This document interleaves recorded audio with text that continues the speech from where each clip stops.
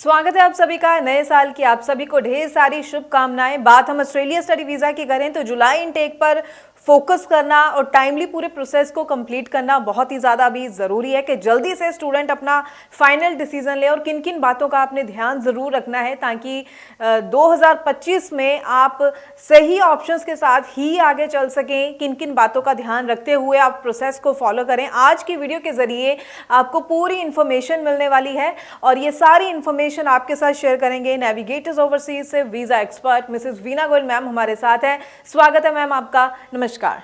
नमस्कार। तो मैम ज़रूर बताइए 2025 में अगर हम बात करें उन सभी स्टूडेंट्स की जो सपना देख रहे हैं, ड्रीम है उनका कि वो ऑस्ट्रेलिया स्टडी वीज़ा में ही जाएं, जुलाई इनटेक के लिए अप्लाई करना चाहते हैं, तो मैं ज़रूर चाहूँगी आप ज़रूर एक बार स्टूडेंट्स को प्रोसेस के बारे में भी बताइए और कोर्सेज़ को लेकर, यूनिवर्सिटीज़ को लेकर, अगर उनकी सिलेक्शन को लेकर उनको कोई प्रॉब्लम आ रही है, कोई कन्फ्यूज़न चल रही है, तो स्टूडेंट किन किन बातों का ध्यान रखते हुए ही आगे चले ताकि उसे कोई भी दिक्कत बिल्कुल ना आए। जुलाई इनटेक पर फोकस कर रहे हैं आज हम इस वीडियो में। Happy new year to every student. जुलाई इनटेक के लिए मैं आपको बताना चाहूँगी कि इस टाइम ऑस्ट्रेलियन गवर्नमेंट कह लो थोड़ा सा हाई कमीशन की तरफ से थोड़ी लीनियंसी आई है और जो भी बच्चों के वीज़े लगाए गए हैं, इवन कॉलेजेस में भी जिनके लगाए गए हैं हायर स्टडीज़ के लिए, उनके वीज़े आ रहे हैं और बहुत अच्छे से आ रहे हैं। तो बच्चों को सबको यही एक मेरी सलाह है कि आप ज़रूर अप्लाई करें। अब आपका जो पूछना है कि कोर्सेज और जो प्रोसेस है, दो क्वेश्चन है। अब प्रोसेस का क्या होता है कि ऑस्ट्रेलिया का पता ही है कि 1 ईयर से ज़्यादा गैप नहीं लेते कोई भी यूनिवर्सिटी, तो आपका +2 के बाद 1 ईयर से ज़्यादा गैप नहीं होना चाहिए। लेकिन ग्रेजुएशन के बाद अप टू 5 ईयर्स का गैप या उससे थोड़ा ज़्यादा भी एक्सेप्टेड है, डिपेंड करता है प्रोफाइल पे। अब जो बात मैं कह रही हूँ profile means that's very important. आपकी परसेंटेज कितनी है, आपका आइल्स स्कोर क्या है, आपने CBSE से किया है या स्टेट बोर्ड से किया है, मतलब ये सारी चीज़ें, इतनी सारी चीज़ें हैं प्रोफाइल बनाने में।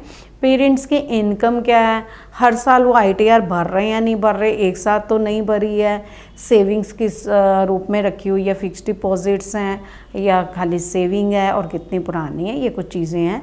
हाँ, इस टाइम थोड़ा सा कैपिंग और वो प्रेशर कम होने से अभी यूनिवर्सिटीज़ थोड़ी लीनियंट हुई हैं, लेकिन कब कैपिंग का प्रेशर आ जाए तो उस टाइम ये प्रॉब्लम आ सकती है। तो आप अभी इमीडिएट ही आपको अप्लाई करना चाहिए। अब सेकंड जो है कोर्सेज़ को लेके, तो ऑस्ट्रेलियन यूनिवर्सिटीज़ और ऑस्ट्रेलिया को जो है अच्छे बच्चे चाहिए। हर बच्चा अपने आप में अच्छा होता है, लेकिन उनको उस हिसाब से एकेडमिक रिकॉर्ड की जब हम बात करते हैं तो मेडिकल, नॉन मेडिकल या कॉमर्स, ये 3 फील्ड की बात होती है। और ज़्यादातर जो सिलेक्शन है वो +2 के बाद CBSE वाले बच्चों की होती है। ग्रेजुएशन के बाद हमें कोई ऐसी दिक्कत नहीं आती है। ग्रेजुएशन के बाद भी अच्छी यूनिवर्सिटी से बच्चा पढ़ा हो, लेकिन +2 वालों का ज़रूरी है कि अगर CBSE से पढ़े हुए हैं तो बहुत ज़्यादा उनके सिलेक्शन की संभावनाएं होती हैं। आप देखो कुछ यूनिवर्सिटीज़ हैं जो पंजाब और हरियाणा से बच्चा नहीं लेती, लेकिन अगर CBSE पास है बच्चा तो वो लिया जा सकता है और उसका आइल्स स्कोर अच्छा है, उसके सब्जेक्ट्स अच्छे हैं, तो वो बच्चे का सिलेक्शन काफ़ी हद तक हो जाता है। प्रॉब्लम कहाँ आती है कि हम GT में फंसते हैं, तो इस टाइम थोड़ा सा प्रेशर, GT का प्रेशर कम हुआ है, तो अगर लेकिन आपके डॉक्यूमेंट्स पूरे होने चाहिए। अब कोर्सेज़ की हम बात करें तो नॉन मेडिकल की तो बहुत सारी ऑप्शंस हैं। आपके इंजीनियरिंग की ऑप्शंस हैं, आपका IT की ऑप्शंस हैं, आपको बैचलर इन साइंस किसी भी फील्ड में आप ले लो, वो सारी आपको ऑप्शन मिल जाती हैं। क्योंकि इंजीनियरिंग अपने आप में इतना वाइल्ड है, जिसमें आपका इलेक्ट्रॉनिक आ जाएगा, मैकेनिकल आ जाएगा, रोबोटिक्स आ जाएगा, फिर उसके बाद आपका जितना भी ये कॉम्बिनेशन वाले इनके सब्जेक्ट्स रहते हैं आपस में, इलेक्ट्रिकल आ गया, तो ये सारी इंजीनियरिंग की चॉइस रहती है। लेकिन IT में इस टाइम बच्चा ज़्यादा इंटरेस्ट ले रहा है, तो IT में अब आर्टिफिशियल इंटेलिजेंस आने से जो है पूरी दुनिया ही एक चेंज हो गई है। अब मतलब बहुत सारे आयाम आने वाले टाइम में चेंज होने वाले हैं, तो बच्चे कॉम्बिनेशन ले लेते हैं। जैसे आर्टिफिशियल इंटेलिजेंस के साथ कोई उन्होंने क्लाउड कंप्यूटिंग का रख लिया, या आपने डिजिटल एनालिटिक का रख लिया, कुछ ऐसे ऐसे कॉम्बिनेशन। क्योंकि वो कंट्रीज़ में क्या है कि आपके कॉम्बिनेशन वाले सब्जेक्ट्स भी आप रख सकते हो। इवन कुछ आपने कॉमर्स के रखे हैं, कुछ आपने आईटी के रखे हैं, तो वो भी चलता है। उनके बड़े अच्छे कॉम्बिनेशन स्टूडेंट खुद चूज़ कर सकता है वहाँ जाके। तो जब स्टूडेंट हमारे पास आता है तो उसका इंटरेस्ट देख के हम उनको गाइड करते हैं कि आपका जो है कैरियर इस टाइम किस चीज़ में ज़्यादा अच्छा है। जैसे साइबर सिक्योरिटी देखो, उसमें कैरियर बच्चों का बहुत अच्छा है। ऐसे ही डिजिटल एनालिटिक, उसमें कैरियर बच्चे का बहुत अच्छा है। तो ये कुछ ऐसे कोर्सेज़ हैं जो हमेशा ही एवरग्रीन है अभी और चलते रहेंगे। फिर उसके बाद मेडिकल वाले स्टूडेंट्स के लिए नर्सिंग तो हमेशा टॉप पे ही रहता है, सीट्स भी नहीं मिलती हैं। फिर उसके बाद आ जाता है sports and exercise management, health and nutrition. ये मेडिकल के कुछ कोर्सेज और भी बहुत हैं, bachelor in hospital health management, masters in health management. ये कोर्सेज भी बच्चों के लिए बहुत ल्यूक्रेटिव कोर्स हैं, एक अच्छे कोर्स हैं, जॉब ओरिएंटेड कोर्सेज हैं। क्योंकि कोई भी स्टूडेंट जब वहाँ पढ़ता है तो उसको कोर्स कंप्लीट करने के बाद जॉब भी चाहिए। अगर जॉब उसके हाथ में नहीं है, वो कोर्स करने का उसको कोई फ़ायदा नहीं है। तो बेटर है कि वो ही कोर्स की सिलेक्शन करे जिसमें उसको जॉब ज़रूर मिले।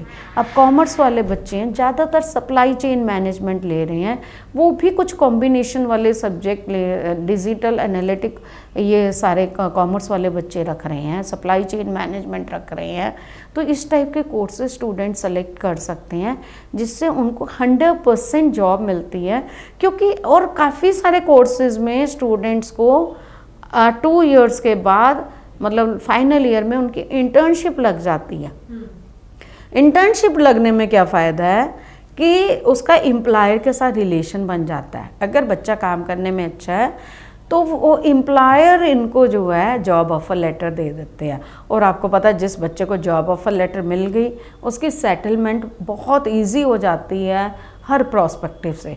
तो वो स्टूडेंट को वो ही कोर्स लेना चाहिए जिसमें उसका इंटरेस्ट हो और जिसमें उसको जॉब चांसेस अच्छे हों, जिसमें उसका रिटर्न ऑन इन्वेस्टमेंट अच्छा हो।